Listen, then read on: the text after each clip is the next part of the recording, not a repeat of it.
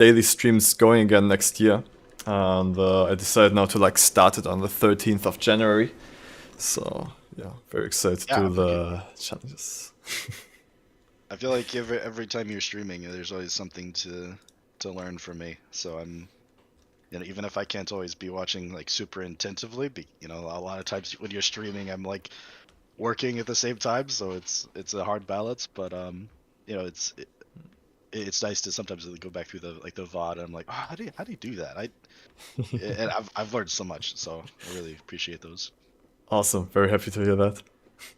All right, let's switch to the desktop here. Okay, I'm looking at your submission right now. Should I just read this out loud right now? Or would you like to tell me in your own words what you did here and what you want me to help you with? Sure, yeah. I can let you know. I this wasn't actually something I planned on. I Hmm? initially set out, I've been doing small projects just to kind of like help myself learn how all of this stuff works because I'm still very, very new. And I wanted to see if I could figure out how to 3D model the E. The E is the Ah. logo for the university that I work at. Mm-hmm. Um, and we do a lot of like broadcasting, video production for our esports team, which is the thing that I manage there. And I was like, man, that'd be really cool if I could do something. And I finally figured out how to get the E looking okay. And then I was like, man, I should do more with this. So A whole I kind environment. yeah, I was like, yeah, this looks really cool. I want to keep going. Mm. Well, I ended up I came up with the idea then of, well, I could maybe potentially put together an intro style thing because we're doing a lot of video projects next year, cutting between different environments, trying to give the E different, no, a different look and feel. Maybe like 5 to 10 different looks and feels, and then be able to kind of cut together a bit of an edit in post with multiple like players kind of tracked on a camera, Mm-hmm. and being able to kind of like edit or cut between those different environments to I guess cut to like probably some music as well, to just try to make that look a little cool. And I really just kind of threw a bunch of random crap together here because I was like, the color's green, so maybe some like green lava type stuff and would look cool. Um, and so that's kind of what I went for with because I was watching your heart, the heart Mm. beating heart Yeah. project, and I really liked what you did with some of the lava effects there. So I was wanting to see if I could replicate some of that onto the E for this kind of like glowing green lava effect. Um, See, yeah, yeah. but there's certainly elements here that I kind of just like, I was like, okay, this works. Threw it on and forgot about it. Never touched it again. Mm-hmm. Is Um, the sky you put in compositing, right? Like the sky is composited, right?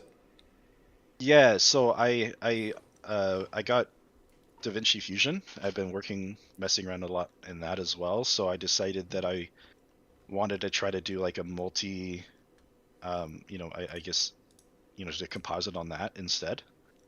Mm-hmm. And so I separately rendered the E and I separately rendered the environment and brought those over to Resolve and then put in the sky and the lightning and stuff there Ah, I see. and tried to make Okay. it all kind of work. Yeah, the lighting is also pretty cool. Yeah, it would be like amazing if the lighting would actually interact with the environment. I think that would definitely be a big step up. Sure. But it definitely adds to the vibe. And I was wondering, like, how did you model the E? Because when I look at the geometry, it's like all these cubes with the extrusion, basically. Did you kind Yeah. of like just have a, yeah, I guess like a grid, and then just cut out the parts to make an E out of it? Yeah, that's pretty much what it is. Mm. I the E is just so blocky. My strategy ended up being I imported a plane with the logo. I think it actually Mm. might be in the project still somewhere. With the logo, and I sized it up, and then I put that uh just in front of, or like very near, a I believe it was like a cube geometry or something. I subdivided the crap out of it and then just cut out stuff cut it out till it looked like the E, I and then see, I I actually see. did what remained. Something like I could definitely advise you to use curves when like modeling something like this. I really like to do that. I can Okay. quickly show that to you. Let me just open up a new Blender project here. So yeah. So for example, I'm just gonna get rid of all of this. So if you add a curve object like this, like a path, for example, you can kind of like transform this. I guess I'm just doing some random stuff right now, and then let's do. We need to put it circled. Where was that? Cyclic, yeah, and 2D, what's this? Fill both. Yeah, okay. So if you do these settings, right, like fill mode both and the active spline to be looping, then you get like a filled shape directly, and you're able to kind of like, build your letters together. I think it should also like cut out, kind of like, yeah, so you can kind of like make shapes like this, and it will loop into each other. Maybe the path one is actually not so useful for this. Maybe you should want to use the Bezier one. Let me try it. Let me see if that works better. 2D and then fill. It's okay. If we want to have an E, let's try to make something like this, and we scale this down very small, or we can even scale this down really small for now. Let's put 45 degrees. But let me see if I can actually get my my key presses on screen here. Yeah, cool. I got my key binds. All right, cool. Yeah, then we can kind of just like extrude stuff. Wait, this looks a bit strange. I'm a bit confused.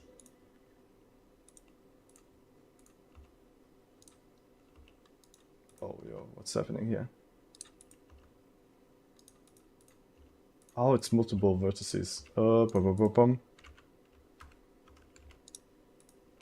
so I guess this could work.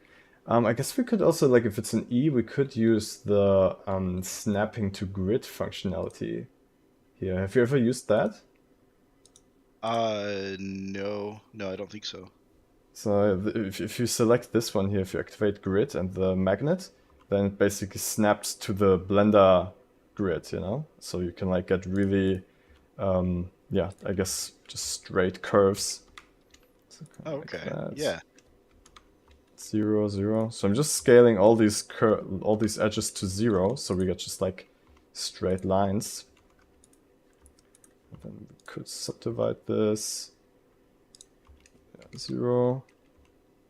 Yeah, and then I guess we're getting a like geometrically pretty clean and editable editable kind of like way to make an E, right?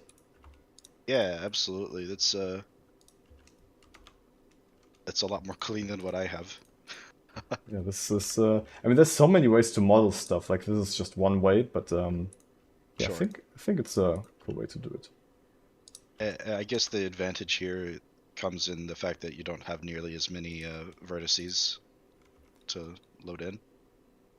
It's to me, the advantage with this is that the geometry is a bit cleaner, so that's for something that I wanted to like try later with your object. Let me finish this E here. Sure. Add another one over here. I'm always like, I'm subdividing these vertices here, like basically to get new vertices to move them, I'm selecting 2, and then with the right-click menu, subdivide it, and then you get a new one in the center. That's how I basically get new, Gotcha. yeah, vertices. Okay, so we got like some kind of E, similar to what you had. And the cool thing with Bezier curves, with the curve tools, is that you can get depth directly. In this geometry tab, you have this extrude value, right? and then you can just extrude it, give it depth, and also this depth value here, which gives it kind of like soft, well, like beveled edges, right? Oh, Which yeah. I think I think bevels always add a lot of realism to objects, even if it's just like super small, right? Like usually I like to add like a very tiny bevel to everything, just to like have edges that actually catch some light, to kind of like have these nice little reflections around the around the silhouette of object. Great. I guess we could go back to yours and see if we can do that with a modifier. So let's go in here. And what does the geometry nodes actually do? Oh, does it displace the model? Oh yeah, it does some displacement stuff. Did you do this yourself? Yeah, yeah, I was messing around with that, and I could never get it to look good, so I kind of gave up after a while. But yeah. Interesting, so let's see. Oh, it's some noise that's just changing the position. Ah, okay, yeah. Yeah, that's cool. No, it's nice that you already started experimenting with geometry nodes, because geometry nodes is definitely one of the most complex topics in Blender. I find them really interesting. I don't fully understand everything, so I have to, see what other people have done, and I import it and then like try to mess around with it, but I definitely can't connect the dots on my own yet. Yeah, I mean, it's so much to learn in that regard, so it's definitely understandable. Okay, I think so. What I would do to like maybe enhance the look of the E is I would look if the bevel modifier works with your model here, which I think it does. Yeah. Let's see. Yeah, so bevel just to like give it a little bit of an edge, just to like catch those Oh, yeah, reflections, right? Maybe like sure. increase them also to 10. Yeah, and then we immediately have, I think, a more, yeah, defined looking E. Something maybe we could also do if to like give it even more cool detail. So I'm just gonna disable the geometry nodes for now, and I'm gonna use this bevel to like give it kind of like a edge in general, and then also we need the how's it called, like the shading. Wait, was it available here? Auto smooth. Yeah, because right now I feel like let's disable this. Yeah, here. Okay, it works. So I think you have the shading set on smooth. Yeah. Usually, you would want to have it on auto smooth ideally, because auto smooth like does basically automatically if a surface is flat or a surface is curved, right? So yeah, Sure. you usually just want to have auto smooth on most of your objects, except for if it is supposed to be like kind of like crystal looking, like, right, like very sharp edges and stuff like that. Yeah, absolutely. So let's try this. Okay, just a tiny little bevel here.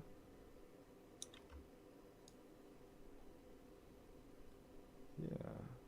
Yeah, I think this kind of bevels really give objects a lot more depth and realism. What do you think? Yeah, no, I think that's gonna be really. I really like how you have it right here. I think the the edging there is much nicer, especially. I mean, you said it perfectly at the beginning. The way that it can catch light on the edge just accentuates it so much more. Yeah. And it doesn't do too much as well, because that the logo is supposed to be blocky and kind of sharp edged and whatnot, but I Mm. think having a little bit of a bevel almost makes it look that way even more from a distance, especially. Yeah, because then you have like those like reflection lines along an edge that really makes it feel even sharper, even if it's less sharp. Yeah, absolutely. I'm a big fan.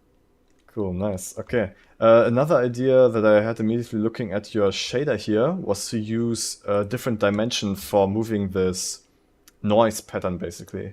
So let's go into the shading here. Yeah, I was really struggling. This is the first time I've imported. I guess was using that tool. Where you're able to kind of search for like free shaders and stuff, and I was Oh, this struggling to Blender find. kit? Yeah, Blender Kit, and Hmm. I was struggling to find a way to effectively modify that I guess that lava effect because to make it look kind of cool because I didn't really know what I was going for, and that was the first time I was able to make it move without it having look like a complete atrocity. So Alright, let me see, because the cool thing about most shaders in Blender is that you can make it four-dimensional, right? Like you have this drop down here and you have 1 dimension, 2 dimensions, 3 dimensions, and 4 dimensions. And the cool thing with 4 dimensions is that you can move it in a way that's not like on the surfaces of the plane, but more like in the time dimension. So it looks like it's evolving through time. And that's what you want most of the time in these cases. So let's yeah, see. Oh, you're animating this to move it, right? Yeah, with the driver. Oh, cool. You learned how to do drivers already. I got that one from you. Nice. Yeah, drivers are super cool. They really save a lot of time and are very procedural. Okay, so cool. I see. So you're moving this with the mapping.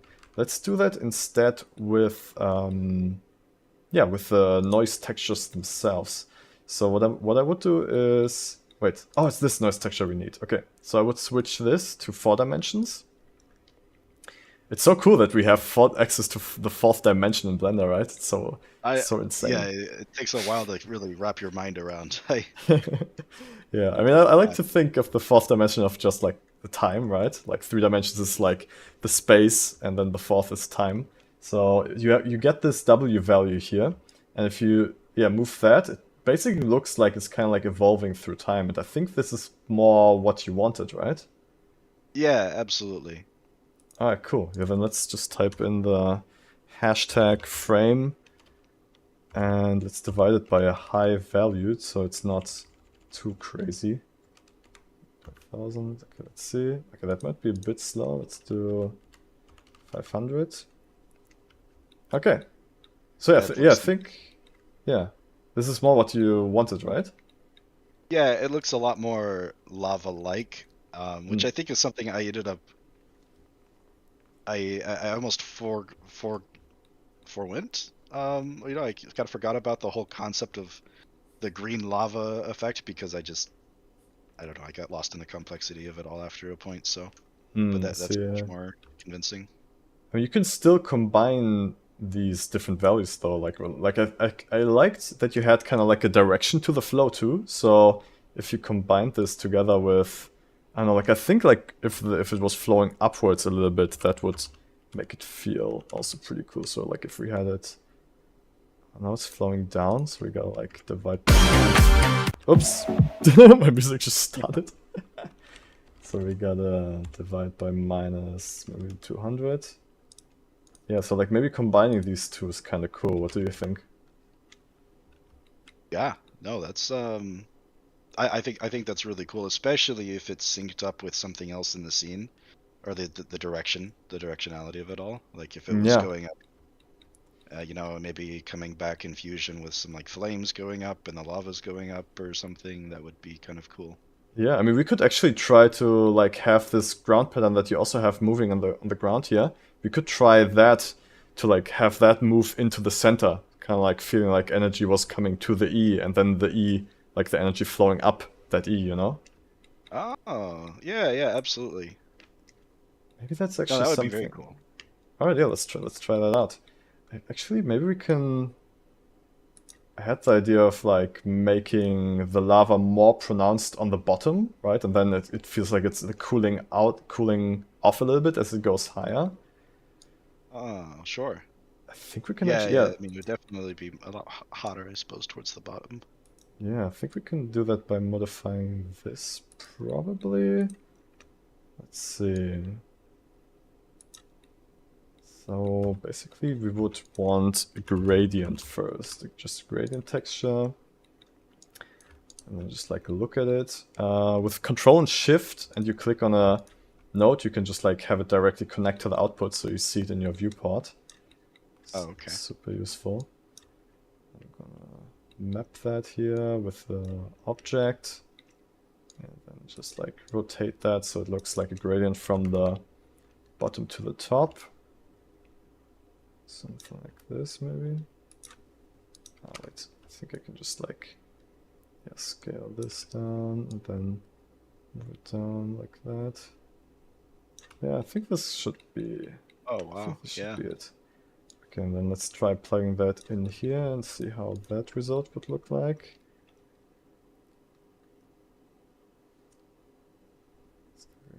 Okay, that didn't do exactly what we wanted. Oh, you know? Oh, I think I know what we need to do. We need to mix this with our gradient. So we're gonna mix this with our gradient and then put the Okay. result in this. I think that should give us more like what we want.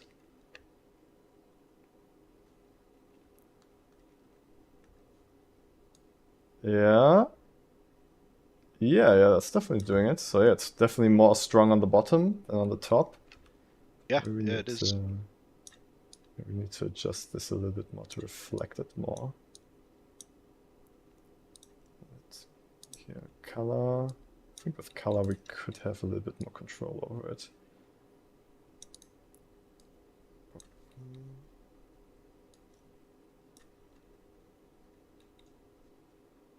Result in here. The multiply basically like puts kind of like treats white as alpha and just puts the black on top of whatever you have. Hmm. Maybe we need the opposite actually. Screen does the What opposite. kind of multiply is that? That's or It's sorry, the it's it not a should be multiply math the node. it should be like the same multiplier that you use in compositing, like in After Effects and Fusion Okay. stuff like that. Do you know a lot about math? Like these kind of like how the math behind that kind of stuff works? I would say math is a strong point, but not necessarily in the context of this. I haven't I guess but like the concept of like the color ramping, you know, and Hmm. almost associating that with data is kind of new to me. Using kind of like black and white as like a as a is a fairly new concept to me. So I wouldn't say I'm Okay. so overly familiar with it, I suppose. Okay. I think we're getting something to what I meant with this, you know.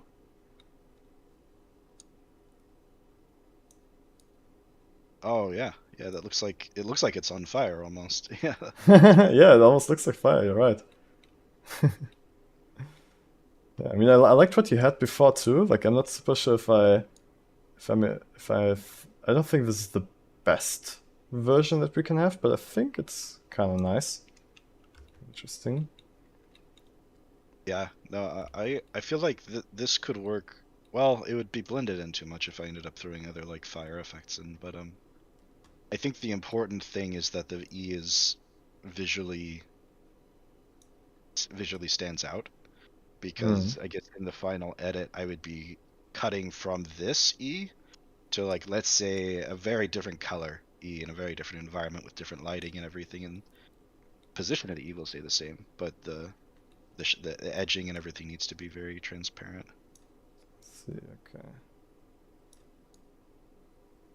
Okay, I guess I'll leave it like this for now, and then you can like play with it around a bit more to like get exactly where you want. Sure. Um, Yeah, that's great. all right, cool. Yeah, we can try. We can try making the floor also like come towards the center, if you want that. Kind of like the Yeah, yeah. I waves. I think this was the first texture I messed with, so I'm sure there's a lot more Mhm. to be done with it. I didn't really do anything with the texture other than like the color for that plane or so. Let's see what this is made of. Yeah. Oh man. It's amazing that the texture like when you import it, it just imports all everything as nodes, and it's still very beyond me. Yeah, I mean all of these shaders are procedurally generated with like yeah, just noise patterns and stuff like that. I think that's Mm-hmm. I really like that. I think it's pretty crazy what you can get with just procedural textures. Okay, okay, I think yeah, this is the stuff that we need to adjust then. Okay, so we got these, and these get multiplied on top of each other, so we get this kind of like pattern. Yeah. Oh yeah. Okay, that's interesting. So we need to add another pattern in there that's kind of like rings coming towards the center. I forgot how exactly that shader, that texture was called. It was probably waves. Let's see, wave texture. Yeah, bands, rings. Mm-hmm. I think it was rings, and then we just need to map it in the right direction. Yeah. Oh yeah, there we go. Okay, we got some rings. Yeah. Yeah. It's okay. And we just wanna.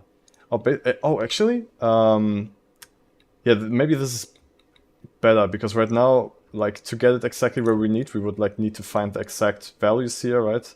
And I guess it works, Sorry. but I think a cooler way to do this is to use the object information and just like have all of this at 0, and then add a new object.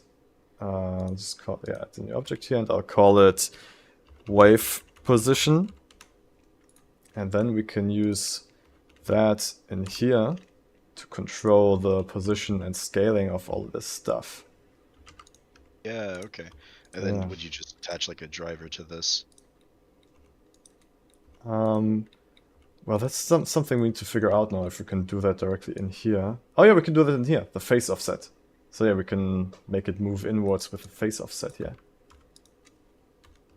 Let's do that. Frame, maybe a bit slower, divided by 5. Oh, a bit faster, divided by 3, yeah.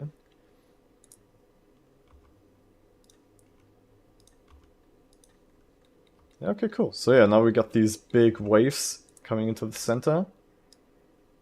I think we can I'm excited to also... see what that'll look like and stuff.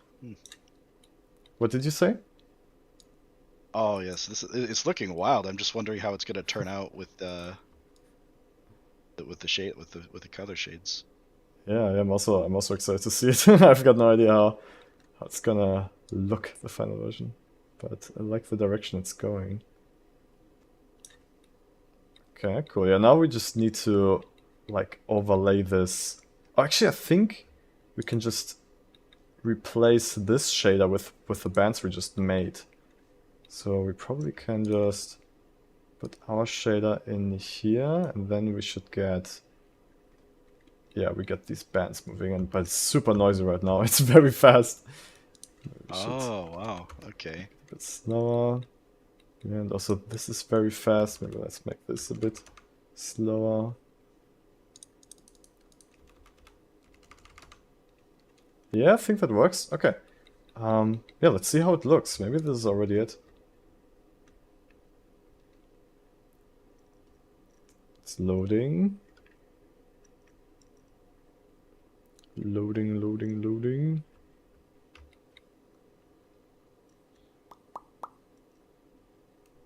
Ah, yeah, there we go. Alright, yeah, we got something like that. Oh yeah, okay. Very cool. Yeah, cool. Yeah, I think that feels pretty cool, right? Yeah, absolutely. How does that look from the I guess the camera perspective? You know that look. Yeah, okay. That sells a lot nicer. It really Yeah. puts the focus onto the E. Yeah, it really feels like everything is coming towards it, right? Like it's really the center of the scene. Yeah, that's great. Oh, nice. I like the footage that you found for the background, like this clouds time lapse here, right? Sure. Yeah. Looks very cool. Looks very cool. I would personally even put this also directly in the 3D scene as a plane, you know, as a texture plane, so you get the reflections of that on your objects also. Okay. So Did, yeah, I mean, I guess that would make a lot of sense. Like you were saying, the lightning, it would be a lot cooler if it had, I guess, it had if everything was composited in Blender, the lighting would be a bit more. Yeah, yeah. I think for me, like I really like to get it as final as possible already in the 3D viewport, right, in the render, because Sure. then usually there's just way less to worry about in compositing when you already have it in the Blender scene. And yeah, and I think there's already so much you can do without having to go into compositing. So let's try that out. Yeah, absolutely. I think and this is probably a moot concern. I'm doing most of this just on a. It's not a great computer. Maybe it was a better computer like 5 years ago, but it's I guess I'm trying to find ways to minimize the like render times on Hmm. some of this because oh my God, it takes 20 years to like if I want to like I'll be I'll have gray hair by the time I render it in cycles. It's impossible. See, I can see if I can find any settings in the render settings here that would help you to render it faster. I can also take this over to like one of my work PCs and that has very new. I think those all have very nice graphics cards. Hmm. It'll probably be a lot faster, but at least for here, it's.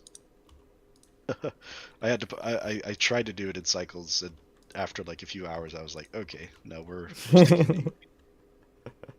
Yeah, but I mean, honestly, with Eevee, you can get such good results nowadays too. Like Sure. it's really really usable. Let's try that.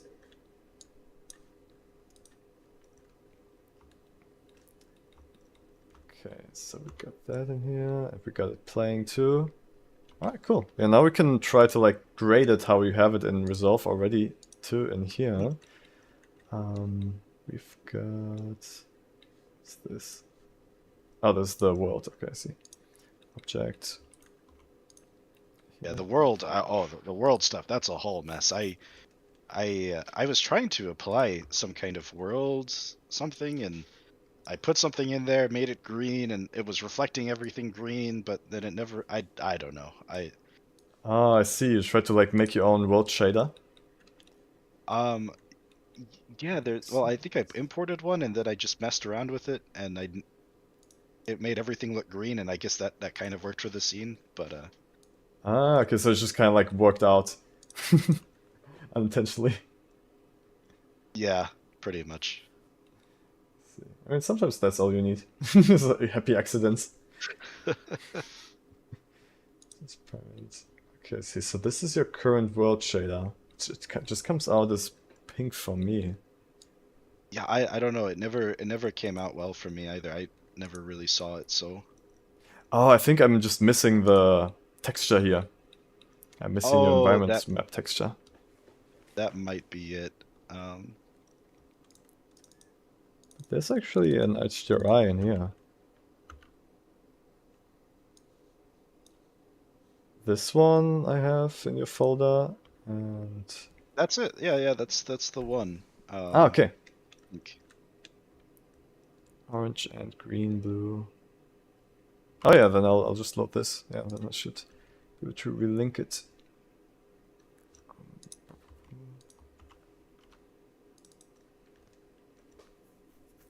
Okay, so this is the one you used.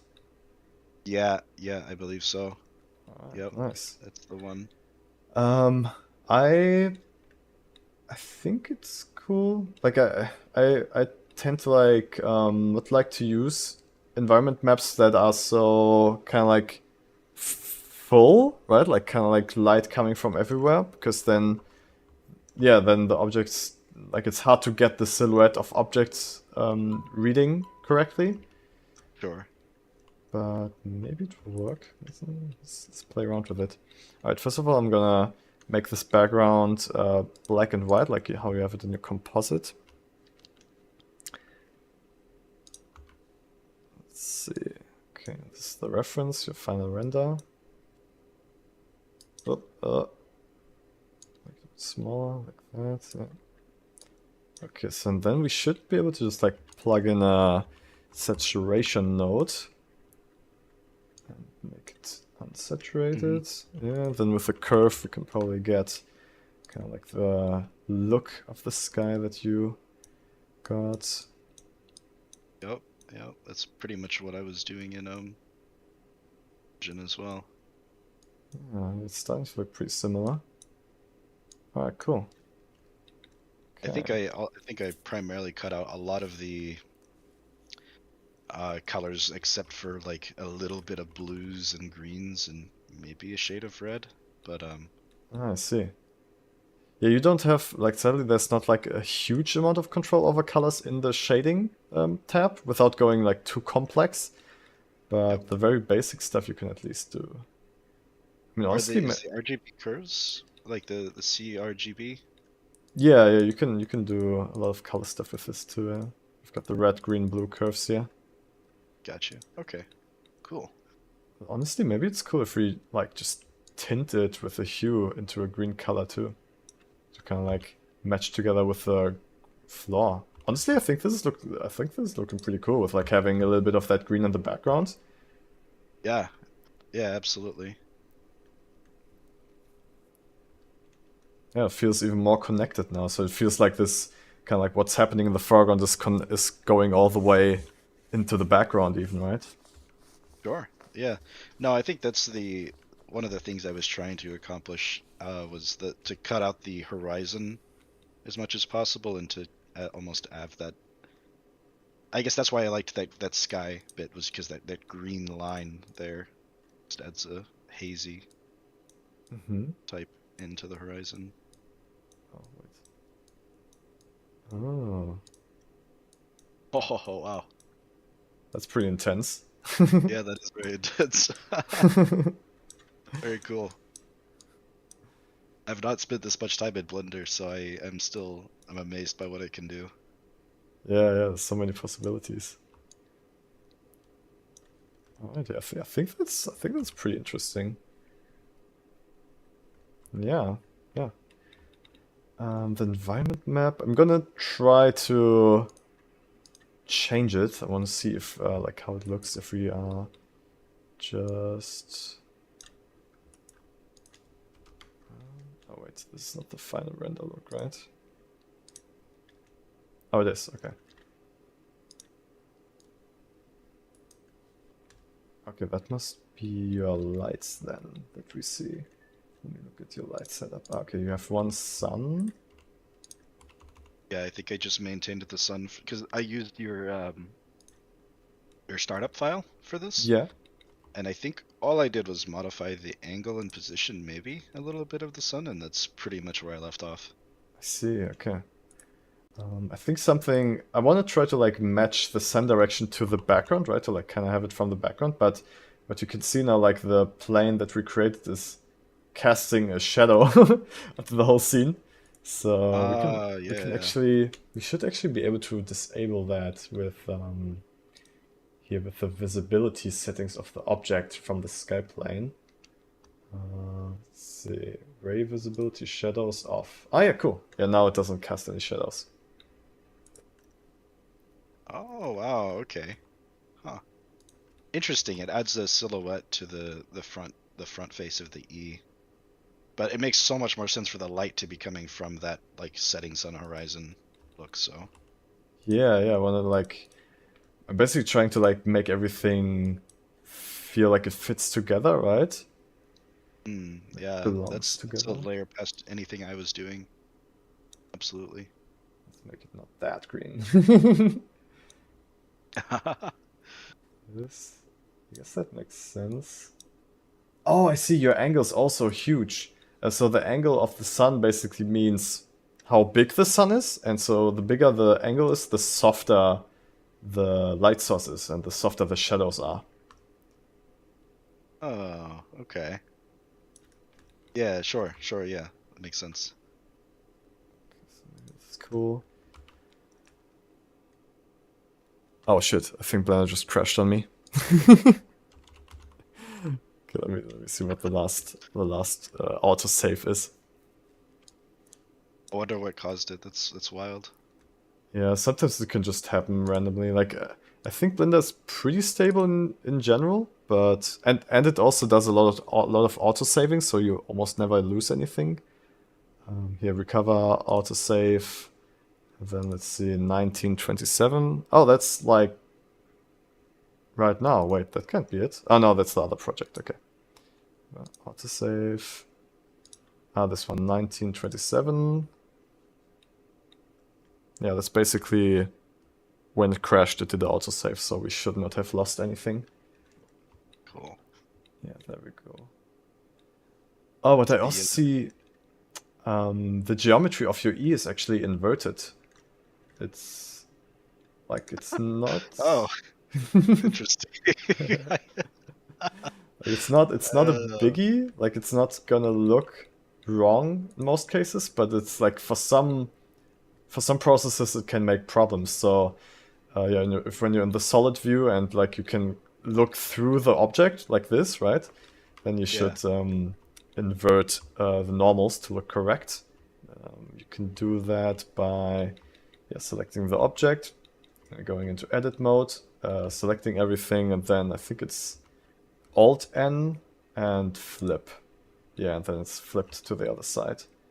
And you can't look through it anymore. Oh, okay. Wild. I have no idea how I got to that point. But that's a great catch. I'll have to double check that every time. Yeah, but it's no biggie. Okay, alright, so the sunlight. Let's see if I wanna turn it off completely. I actually kinda like the... Alright, I'm gonna save this as version 2 before I do anything else. Having the trees like pretty dark as silhouettes against the background is actually kinda cool, right? Yes, yeah. Well, that's huge, partially because it also hides the trash textures. So it makes them look so much more. I guess your mind makes them feel much more detailed, which is very cool. I want to try to like get a little bit of detail back, but like still kind of like having that cool silhouette look. Yeah. See, and especially we want to like light the E a little bit more. That was my next comment, was the that base shade of green on the E. Would finding a way to light that would be really interesting. Yeah, okay, let's do that. Wait, do we actually have... we have ray tracing enabled, but we can't really see, because what I think would be really cool is if this wave pattern we have on the floor feels like it was more interacting with the scene, right? Kind of like shining up the trees and stuff like that. Yeah. But I guess that's something that Cycles could do very easily, but if we want to stay in Eevee, I think we just need to fake it a little bit more. So I would just like try experimenting by just placing area lights underneath these trees, shining up them. Let's see how that looks. Okay. And I have a question as well, I guess. What is... I'm also very interested in just base cinematography and lighting, and a lot of times you use like light bounces for soft lighting. Yeah. Is it possible to like make a white plane, kind of opposite this, like, a sun, like a heavy light like the sun, and have the light bounce then? Or would that only work in Cycles? Yeah, no, bounce light only really works in Cycles. Eevee can fake it a little bit, but Eevee can only really fake bounce light when the object that's bouncing it is in the scene, like in the viewport itself. Okay. Like it doesn't calculate whatever's outside of the view. Interesting. But yeah, in general, I mean, I personally don't do bounce lights with just plain with just white planes. I use just like area lights like this to kind of like fill the scene with light. Sure. Which basically does the same thing, but it gives you a bit more control, I think. And it's at least from my understanding, with bounce lights, it adds so much render time that if you're just adding the light in the 3D, it's probably way more practical. Exactly, yeah, it's definitely also much faster. Okay, so I'm playing around with this, and I think this is kind of working. Like, just like having this little bit of green glowing up the tree, I think is really helping to like make the tree feel like part of the scene more. Oh yeah, no, that's huge. Absolutely. Let's just I wonder duplicate if this. I don't know if you do the same thing with the ear. We can That try way that, as yeah, well. yeah. I mean, honestly, we could just try to like make this a huge soft light source underneath everything. Let's just see what happens. Just like Sure. putting a big. Yeah. I Yeah. Let's do disabled it. I disabled shadows, so it doesn't cast any shadows. It's just like a green light coming from the bottom. Oops. Then we probably gotta make it very bright. A lot of energy. 2000 watts. Oh yeah, yeah. I think that works. Oh wow. Yeah. There's so much. Yeah, it really feels much more, yeah, connected with everything now, right? Yeah, and I really like the how it's lighting up those bottom faces of the E as well. It adds a lot of Yeah. depth to the E. For sure. Yeah. Yeah, this is adding a lot. Yeah. Very cool. I think the value is also pretty fitting. 2000. Yeah, this feels a little bit too much for me. Maybe 3000. Yeah, 3000 also works. Oh, that's very cool. Especially, this is I think it's okay to go dramatic. This is dramatically green. Mm. Because I think the other scenes will have dramatically lean into other colors, and that'll make the final edit kind of cool. At the end of the day, when you're just, I think, well, yeah, the fast cuts to the different environments will be very interesting. I'm playing around with the glow filter that's like part of my startup file too here that you have. I can Oh like yeah, okay. give it Is that some nice glow. is that under like? I It's have in no idea where. the compositor. Oh, okay. The compositor, I have this soft glow that's like normally turned off because it can like slow down the viewport a lot. Sure. But yeah, I think it adds a really nice glow to everything. So Cool. I'm gonna I've use never this really to. messed around with a compositor here. So. Yeah, the compositor is actually pretty similar to the shading and geometry tab stuff. It just has different nodes, but yeah, it works a very similar way to the shading. Okay. And it's So we just like is it a viewport? Or Um, I say viewport like it from a camera angle type thing, or yeah, putting. yeah. You can have you can actually show your view like your compositing in real time in your viewport if you enable it here. Compositor, camera, disabled or always. So if you have it on always, like even if you're not in the camera, you see it, right? So you can see the glow and stuff, which is pretty cool. Wild. Okay. You can also Yeah, like that's so disable it. much cooler. Absolutely. Yeah, it really makes it feel hot. Okay, cool. But something I would still like to try is to add a little bit more definition to the E, try to like define some more edges. So let's just try that by adding a few extra area light sources. Area light. And how I like to place these area lights is by putting my 3D cursor on a part where I want like a reflection or something, right? And then changing this transformation pivot point to 3D cursor, and then I'll have that light point at the 3D cursor. And if I use R to rotate now, it rotates around that part.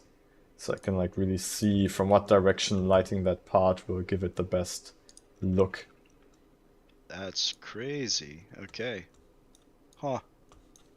Oh yeah, we can already see like we get a little bit of edge here.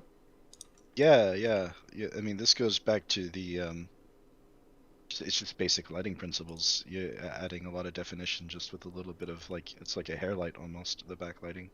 Yeah, yeah, and this also only really works because of the bevel we added. Like if I remove the bevel, you can see there how little or even nothing we get there. Yeah, like without this one, don't get any rim lights. This one adds a little Oh, bit, and yeah. this one adds a lot. Wild. Wild. Yeah, yeah. That's So huge. this big upgrade. Oh, I also. Oh, damn. Sorry, guys. I didn't look at the chat the whole time, but there's actually a few people in here. Oh yeah, you're right. Yo, what's up, Phil? What's up, Odi Wasim, and Vstress is also here. Nice. Idiot Rules and Canhinb 23. Thanks for joining, guys. Was there any question here in the chat? Oh, Phil had a question before. Can you explain what you did just now? The hashtag thing in the W value I usually animate with keyframes. Ah, okay. Yeah, so if you type in the hashtag, I'm pretty sure hashtag is not the right word for that symbol. What was the right word? Was it pound or something? Oh yeah, I mean, I guess pound is correct, but I mean, Oh, I see. hashtags the millennial way. So yeah, Phil, so if you put pound in first, that basically tells Blender create a driver here. So if you know how drivers work, you can just then type in whatever you want the driver to do.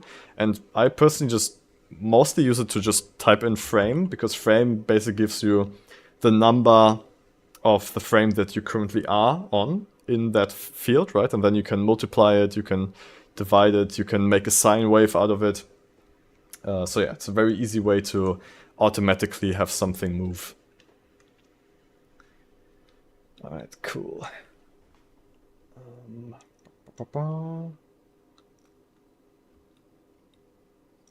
Wasim asks, do you use the compositor when using Cycles or mainly Eevee?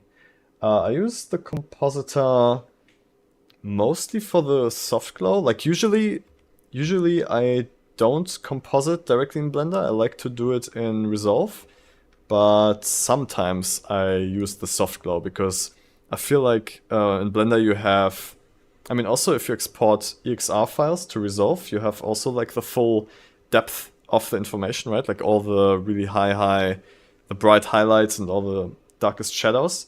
But for some reason, I feel like Blender still gives this soft glow effect the most information and makes it really feel nice.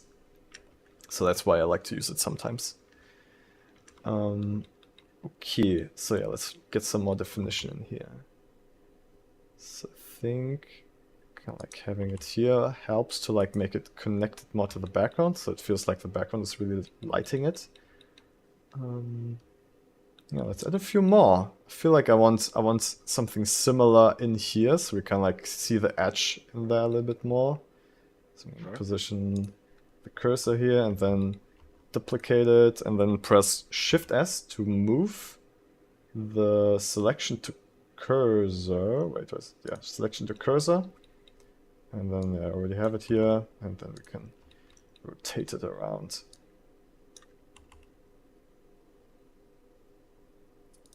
Let's see, how do we get that edge? Oh, we get it like this. Okay. It's a bit more difficult to get that edge. Oh, maybe like this.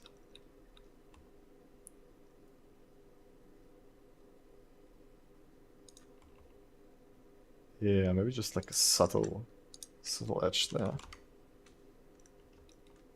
Yeah. Yeah, I think this is definitely...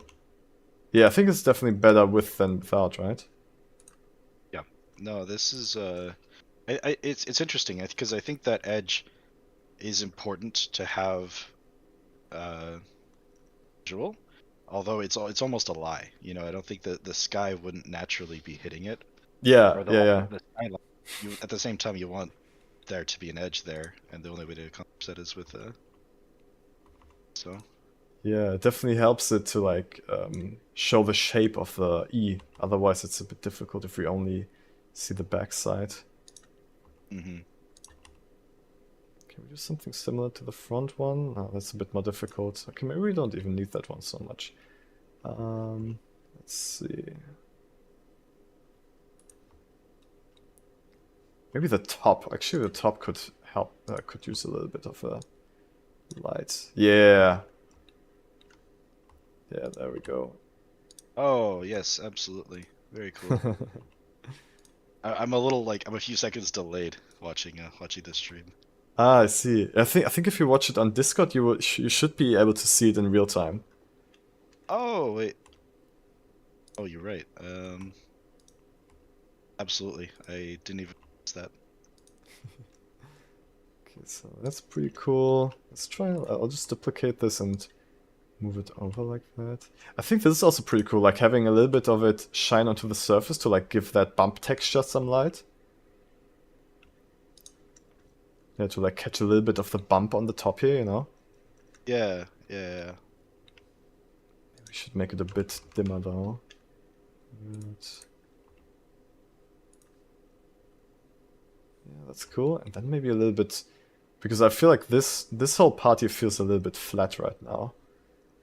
Yeah, it's interesting. It's mostly taking that solid shade of green from that bottom up light. Yeah. That's pretty much the only influence that it has. Let's see if we can give it a little bit more definition. Oh, I guess something in that direction could work too. We don't get that nice like edge light on that part, but maybe if we just like give it a nice little reflection here to like give more contrast against the background, it would already be better. Yep, that looks a lot looks a lot cleaner. Yeah, it definitely helps to like have a little bit of a reflection there.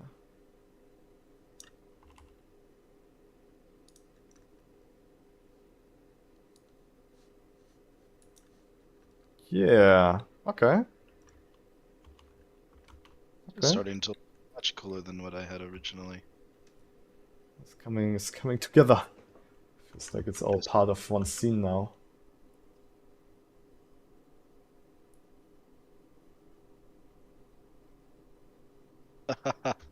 Yeah. Yeah, it looks very cool. Yeah, cool, man. Do you I'm pretty happy with how it is right now. Like, of course, we could work on the environment to like give it more scale and stuff like that. But is there anything you would want to see with this? I mean, I don't I think that this scene needs to be relatively barren for it to work well. I think it doesn't need to be super busy. Like the wasteland idea, the emptiness is very good. I think the only thing I haven't really solved in here yet would be I don't know how you would pull off the lightning in here to make that feel a part of the scene, but I think that's the only other thing that would because I think I could still add the ash. I would still be adding the ash style falling effect in the in fusion compositing. Oh yeah, the particles. Yeah. Yeah, honestly, I think the particles you could totally do in compositing. Yeah, they look fine.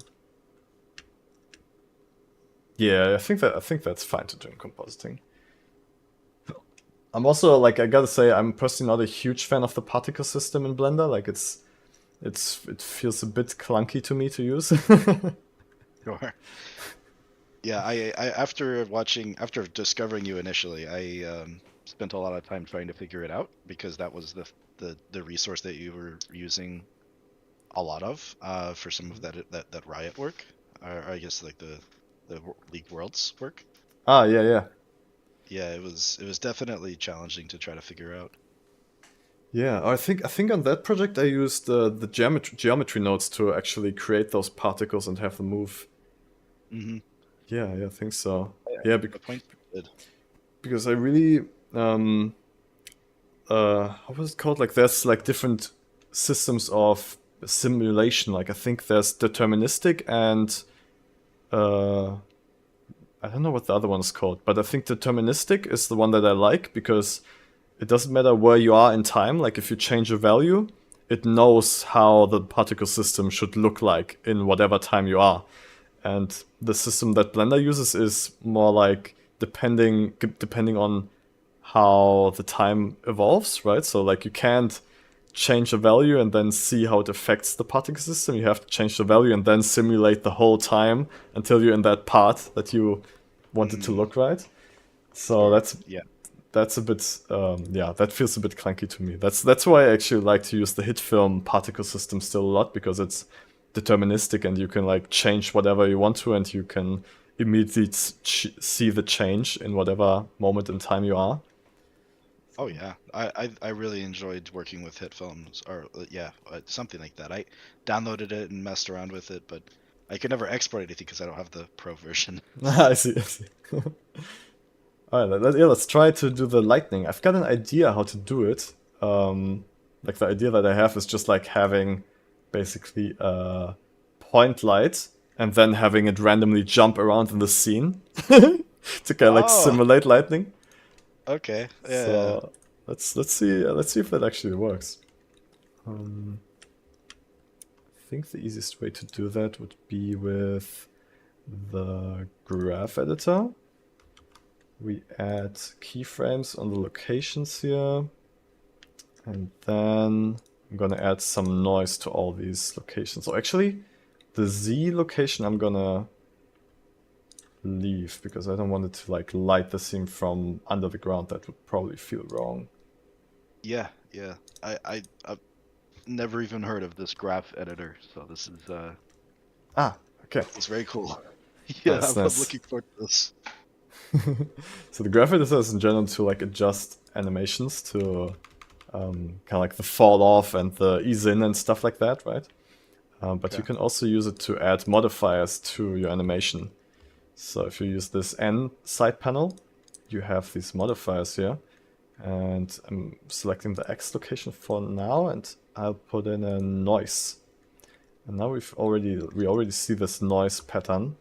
And we can also see it moving here, but it's way too small, so I'm gonna put the scale way up high, because I basically Yeah, want it to feel like it's flying throughout the whole environment, right? Like it's bouncing back and forth.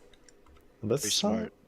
it's a little bit like, yeah, it looks like it's working. You just gotta make sure that it looks correct. Okay, so this is that. That would Scale. be this idea. I mean, it you know, with this, it would occasionally remove the silhouette effect, which I think would be really cool on the E. You know, that those front faces of the E.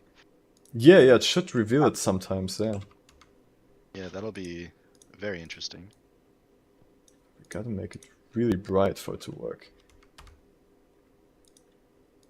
Oh, can you actually research for me how much how many watts of energy are in one lightning strike?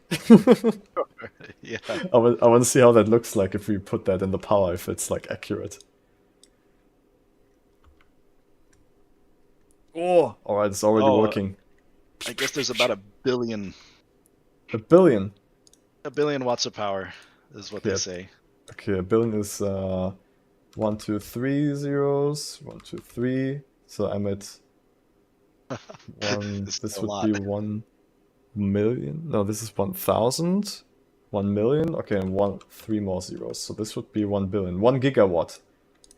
Yeah, yep. Or 1 gigawatt. Yep, that is All correct. right, nice. Yeah, I mean this kind of looks like a very intense light storm now. Yeah. Oh, wow. Yeah, yeah. That is that's a very intense lightning effect. Yeah, yeah. Let's make the strength here. This strength basically tells the light source how far to like go in the scene, right? So I'm gonna make it even bigger, maybe like 5,000 units. Oh no, it's 50,000, I think. 50,000 units. Yeah, this is. Whoa! It's pretty cool. Golly. Yeah, that's very, very cool. Huh. Yeah. And then once I add some, I guess it would be easiest to add back in the lightning infusion. Yeah, yeah, Add in. yeah. I mean, I actually did create my own procedural lightning system, like similar to this, and also rendered Eevee like a lot of years ago, but I don't have access to that right now. Oh my god, it's getting so bright. Okay, maybe we shouldn't use 1 gigawatt. Maybe we should use a little bit less for the moment when it comes closer. Everything is white. Yeah. That's so wild. 1 million, 10 million watts. Let's see. Okay, now we can barely see it. 100 million watts. Oh, yeah, that feels good. Yeah, yeah, it's subtle enough. Yeah, yeah. Usually, yeah, most of the time it's subtle, and then sometimes we have like a strong impact. Cool. Yeah. Yeah, no, this is looking very interesting. I'm excited. Hell yeah. Okay, cool. So yeah, we got that, and then you're gonna add the lightning strikes and compositing later. Like visual lightning. Yeah, cool. Is there anything else you would like to try? I mean, I think I've already taken up a lot of your time today, and I mean, I think this is already far and away, more than anticipated learning on this so far. So, no, I think this is fine for now. I'll I can definitely continue fiddling with this particular scene, and then I don't think I have time to work on the next scene until January, but I'll definitely be coming back and probably see if I can figure out a good sister for this. So, All right, but nice. yeah, Yeah, pretty yeah. much, pretty much everything. Thanks for sending it in. I'm really happy I could help you, and I'm also like what we did here. Yeah. Just like keep sending in your stuff. You're the only student I have right now, so I've got all the time in the world. But Awesome. yeah, I'm Yeah. I'm hoping I want to like do some more like advertisement and stuff for Carver School beginning next year, so we can have more students sending in stuff. So when I start the daily live streams on the 13th of January, that we have a lot of cool stuff to go through and work on together. Cool. No, absolutely. I appreciate it. I look forward to it, and as I have a lot of students, well, I work at a university, and as they come to me and they get interested in this kind of stuff, because I'll tell you, I think as soon as I start getting the stuff figured out a bit more, they're gonna be like, how'd you do that? And they're gonna want to learn maybe how I learned, and so I'll definitely be able to reference them back to here. Awesome, thank you so much, man. Um, Absolutely. cool. Yeah, I'll upload the project file for you again, so you can you can take it from here and finish it. Yeah. Other than that, I would say thanks everyone for watching the stream, and I wish you a very nice weekend soon. And I'll see you probably next time on the 13th next year when the daily live streams begin again. Oh yeah. No, I look forward to that. All right. Awesome.